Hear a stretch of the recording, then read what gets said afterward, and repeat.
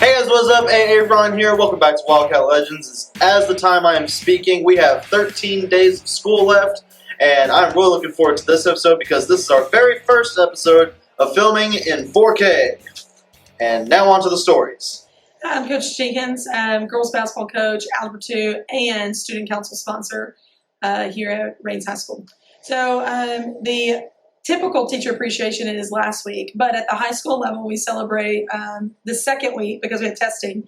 And we really wanted to show teachers a little special something, bring a smile to their faces. So student council members have signed up to bring food and drinks and desserts and the taco bar that we have set up for the teachers today for Taco Tuesday.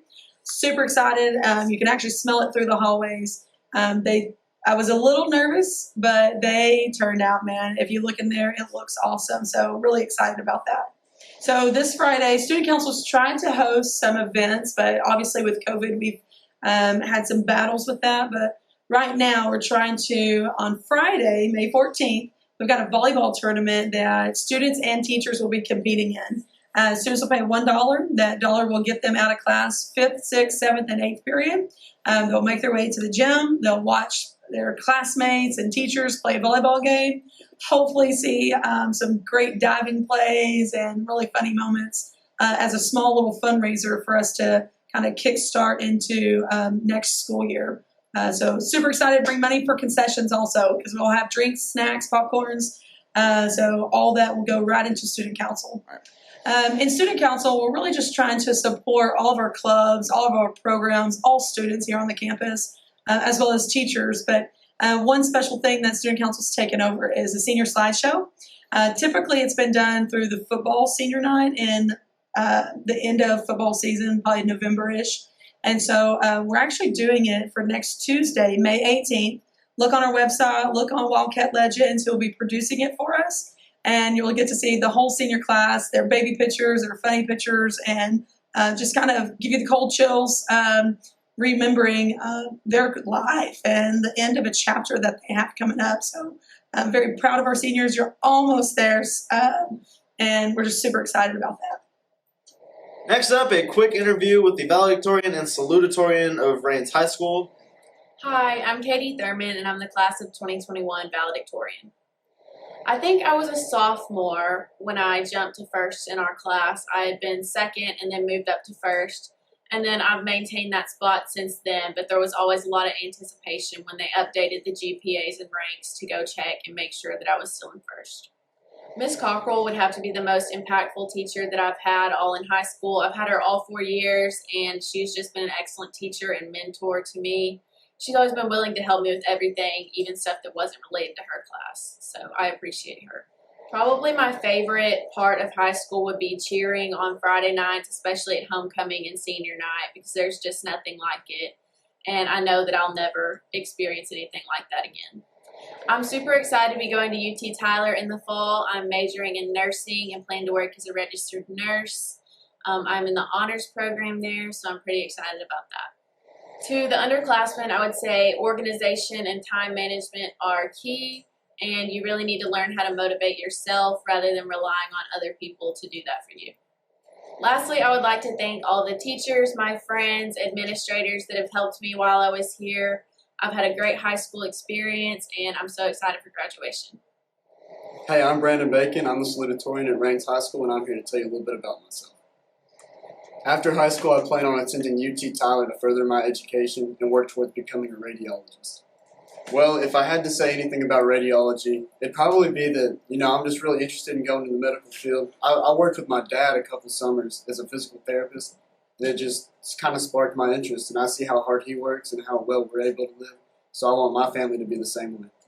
I'd like to give a shout out to Miss Allman from my freshman year for, keeping me invested in school, keeping me busy with Algebra 1, college algebra, and statistics. I'd like to thank all the teachers, coaches, classmates, anybody who helped me get to where I'm at right now. Just thank you for everything you've ever done for me, and I'll put everything you've given me, to further use. First up in national news, in Thailand, a video has gone viral of a man who was just out on a stroll on his motorcycle, having a good time, and he looks down, and there is a green snake on his motorcycle.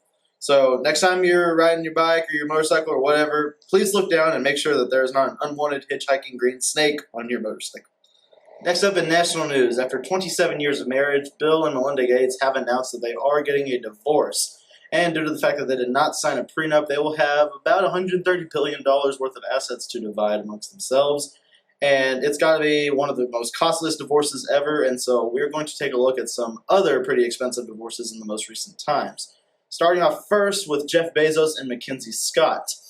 In July 2019, the billionaire Amazon founder had to part $36 billion of his wealth to his former wife. Next up, Jocelyn and Alec Wildenstein. Jocelyn, famous for her plastic surgery moniker Catwoman.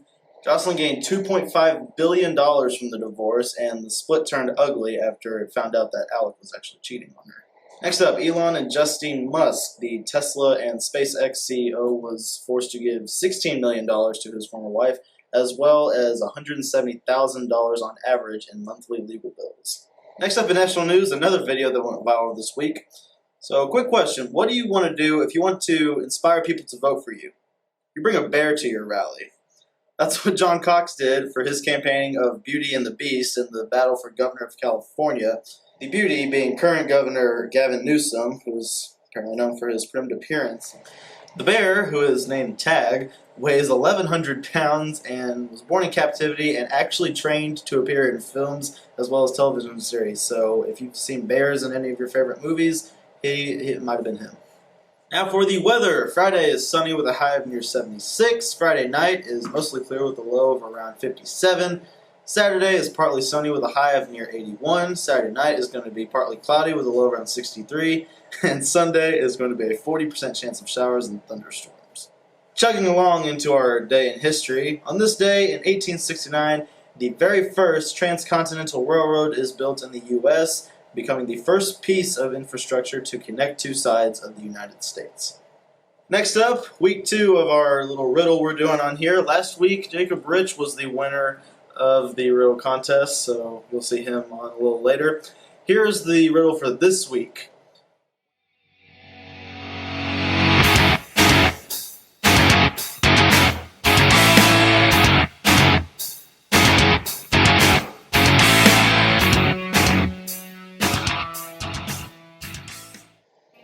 Last week's winner of our riddle contest, I guess you could say, was one of our very own seniors, Jacob Rich. He answered it within about 7 minutes of the broadcast being uploaded. And so I just want to make sure you... So, I love Star Wars. Recently, I watched The Bad Batch. It was amazing. But for context, for you non-Star Wars people out there, I need to tell you about Order 66. Okay, so essentially, when the clone army was created, there were these chips in their brains. The Kaminoans, their overlords, their creators, put these chips in their brains to make them compelled to follow orders. And in the last few bits of the war, they activated an order called Order 66, which caused all the clones to turn on the formerly allied Jedi and slaughter them all. Oh, my favorite part of The Bad Batch is easily the return of some characters like Caleb Dune, who's also known as Kanan Jarrus, and Saw Gerrera, the Bad Batch, of course, and Clone Commander Rex, who is supposed to be coming back. So there's several characters that have been brought back and reimagined, and it's great to see them in this new show. My favorite movie is Revenge of the Sith, because I absolutely love the Clone Wars era, and I love the Battle of Coruscant. I love General Grievous. He's my favorite character. If somebody's going to get started off with Star Wars, let's take baby steps and start watching the movies in order. And then you're going to want to go into the Clone Wars, the Star Wars Rebels, Bad Batch. You're going to want to read some things, watch some YouTubers, watch Star Wars, and it's amazing. I love it. And goodbye, Rains County. Thank you guys for tuning into this week of Wildcat Legends, and we will see you next week.